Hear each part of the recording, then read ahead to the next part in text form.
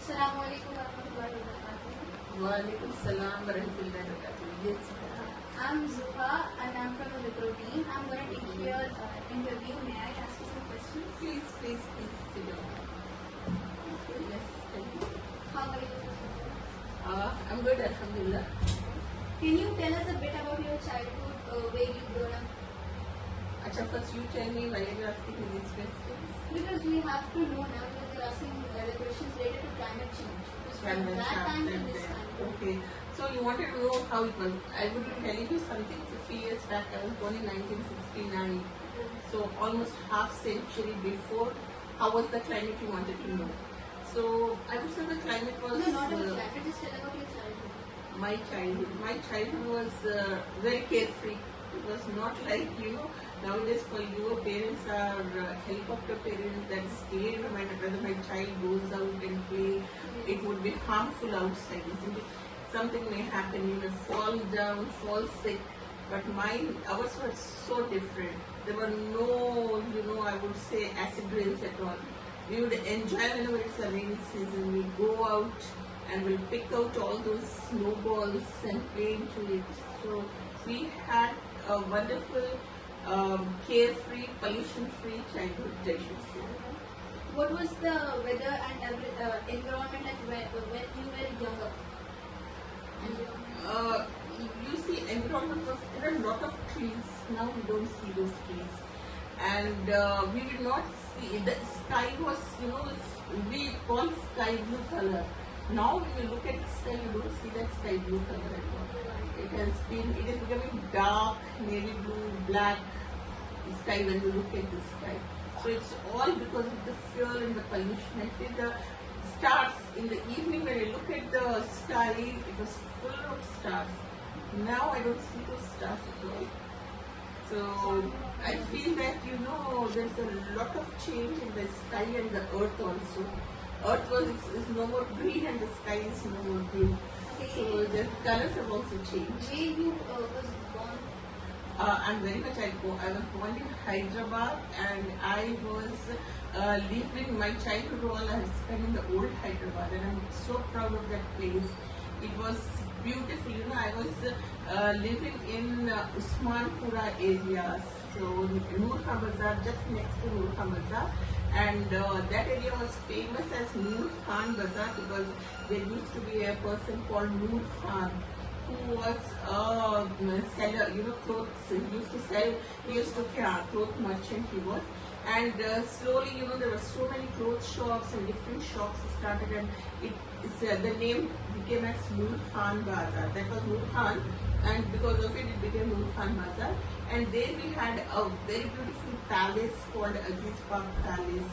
And in that palace also a lot of trees, nature, full of nature. We used to, go around anywhere into these places and play. And it was completely carefree and it was a lovely environment. My school was in Mahibia. Now I really feel that you people doesn't have those grounds and all which we had in those days. Lovely big open grounds, trees and swings, and we used to climb. We had an opportunity to have experiential learning and nobody at that time for us at home or in the school to ask us how much you have learned today, how many papers you have finished writing. Nobody was checking it. But we were learning it all, indirectly without any pressure. Nowadays we find a lot of pressure on the children and they're not enjoying what they're learning.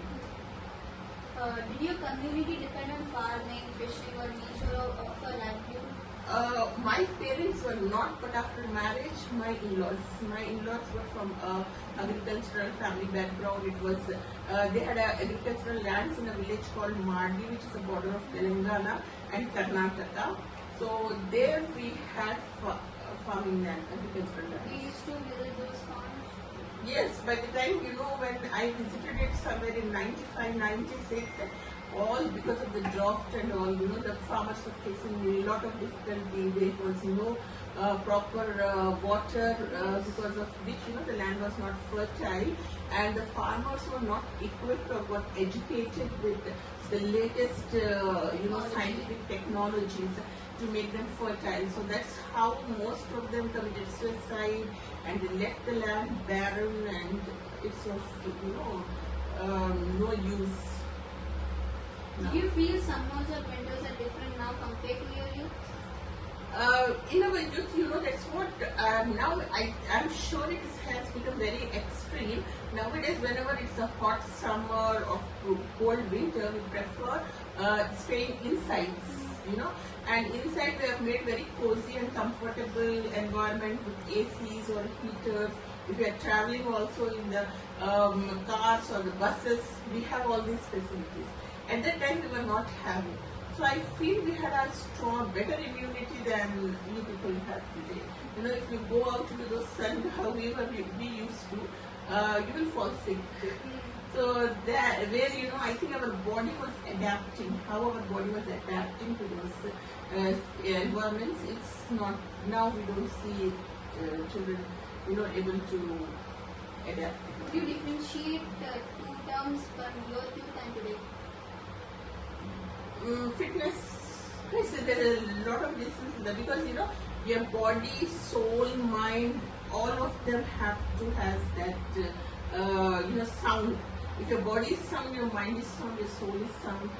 So because of this all polluted things in the environment around children, present day children, I feel they are not able to have that sound and pure soul, body and mind.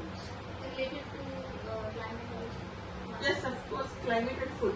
Because of change in the climate, we see that the soil is not, our soil is polluted with a lot of fertilizers, and the natural food, plastics is another problem which has occurred. So now your life has completely changed. I don't know if you all are enjoying this, or you also wanted to have a free, open place to go, isn't it? Yes. Nobody would like, no child would like to be kept inside, but you all are forced to be. Did you observe any lakes, ponds which are disappearing today? Yes. In my childhood, Moosi River was one of the most beautiful place for the people to visit. It was overflowing, full of water, and now we see it completely dry. Masap Tank was one of the place where we are having a beautiful tank with the birds flying all around. Now we don't see that. We have Tanman, though it has been made so beautified, but the smell you cannot tolerate. There's all the factory fouls that's coming.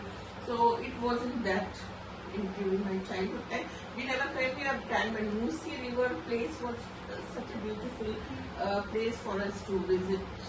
Are there any plants, animals and birds which you see rarely today? Yes, in my childhood, sparrows, have you seen sparrows? There used to be a huge sparrows, that would visit, and one of my neighbor, Dada, we used to call him a great-grandfather, so he used to throw grains for them, and early morning there are a crowd of sparrows. You would see not peacocks, but parrots, maynas, and quails. Now you people, if we show you those birds also, you will not recognize them. What were common ways people used to save water, food, or energy in your time? Food, people those days, the foods are not preserved. Like nowadays, for weeks together or months together, we are preserving them into the refrigerators and eating. At that time, it was a trend like everybody would eat fresh fruits, fresh vegetables, and they were easily available in nearby places. So we used to storing them was not, difficult. At that time, we never made any refrigerators or anything to preserve. But okay, in my childhood, I think in 1970s or so, we got the refrigerator at our home. But my grandma used to say, whenever she goes to village and bring vegetables, in a huge quantity, they would dig underground and bury them into the earthen pots, and it would remain fresh for 15 to 20 days. They might also fresh. Exactly. And my grandma, she was 88 years when she passed away, and she was not having diabetes, or blood pressure, thyroid, all such diseases which the present generation is going through. She was not having any such diseases. What were common ways people used to say, people used to manage waste and cleanliness? Waste and cleanliness, that is what, though we never had any spatial. Nowadays, you have people like urban class people coming to do the cleaning. After that also, and everywhere on the walls there are people. Population is increasing with the literate people. And wherever you see on the walls, don't urinate, don't throw garbage, you'll find people throwing it in that place only. Spitting also. So this type of common sense, though people were not educated, I feel they had very good common sense, and present generation is lacking common sense. What kind of transport did you most people use then? Yes, Tonga was one which I have always enjoyed, and because my paternal grandfather was in Gulbarga, and now also you will find Tongas near Dargah there. So whenever we visit there, we used to travel in Tongas. Rickshaws, auto rickshaws, open jeeps. Now open jeeps also, if you go in an open jeep, you come back coughing and sneezing. Were there fewer plastics or packaged items compared to now? Very few, yes, because nowadays what we are doing is lot of disposables we are using. And when you go to the shop, you get things in the plastic bags. But I think people were very organized. We used to have two different, though there were the butties made of plastics, but two which we carry for fruits and vegetables. Whenever, my father or my mother goes out shopping, they will make sure they carry it with them. And in that only they will bring. So, we never had to use disposable ones to throw them into the air or pollute them. Jute bags were also there, and plastic putties which were big enough, and once you take it for years together, you use it. When and where did you hear first time the term climate change and global warming? Climate change and global warming, there were many warnings which we were kept on knowing through news and all, but the real awareness, I should say, was revolutionized by Greta. When she started in 2018, I think everybody thought how important. Everybody started thinking if we are not going to change now, we are. And after her, campaigns and all, then immediately we had COVID-19. And then after COVID-19, now the people have become very conscious, and the awareness is being created everywhere. But somehow, still the awareness is there. There is a climate change, but nobody knows what to do to protect them. Do you think people today are more aware of environmental issues? Yes, you see people talking on the tables कि पहले ऐसा था, अभी ऐसे हो गया है ऐसा, मगर nobody thinks of taking any action. हमको क्या action लेना चाहिए to protect that? We just talk them across the table and the tea tables. That's all we end up with discussions. Are there any old practices or traditions you think help protect nature? Old traditions, India, especially a country like India, where people believed a lot in saving everything. A lot of money are saved, electricity saved, natural resources were saved. So saving was very important concept which Indians were having in their culture, but that is lost now. Now we just want to live for today. We are not bothered what are we going to give it to the next coming generations. What are we keeping for them? Nobody is bothered about it. We just want to live life for ourselves. What environmental change worry you the most? In environment, what changes worries me the acid rains worries me the most, because that is just spoiling their health. And you just see in this age children now you have got specs. We never had my grandmother 88 years also, she was not having specs. And now a newborn baby also, we are finding them with so many, you need to have an added equipments that has to be provided for even children, students, everybody. Even my daughters from the young age. The doctor even told me, how come you don't have eyesight till now, but your children have? So that is what is worrying. That shows that how the health conditions are deteriorating because of the changing climate. What should the younger generation learn from your generations about nature? About nature, first and the first is protect trees, I should say. There were a lot of trees and everybody, I too remember one of my aunt who used to have plants, lot of crotons in her house. And supposing if any croton was, dying, a plant dies, she used to cry as if it's a human being. She would say that, my God, how come I could not take care of it? I could not properly, give it the nutrients or water it. So that type of feeling for the plants which people had at that time, I don't see it now. Now, the children of people, by going carelessly, if they see a plant, they just pluck the leaves or, they kick it while going, breaking, and it's a fun activity for them. Whereas, in those days, people used to hurting a plant or even polluting water in a water reservoirs or the reserved places. People don't bother throwing materials or spitting into it. They never used to. They used to feel that if we will get and they will what do you say कि हमको पाप लगेगा या वो हमारे ऊपर वो कर देगा, बदला लेंगे. तो हम लोग जब सोचते थे कि ये कैसा बदला लेंगे, तो अभी समझ में आ रहा है कि वो कैसे बदला ले सकते हैं. सच में हमको वो, because they cannot speak, we think that we can do anything with them. So, but वो लोग हमसे बदला जरूर ले सकते हैं. अगर फ्लड्स आ जाए तो हम लोग कुछ नहीं कर सकते. Now you just see how the water is dragging away lives, materials, everything from our lives. Do you believe communities can work together to protect the environment?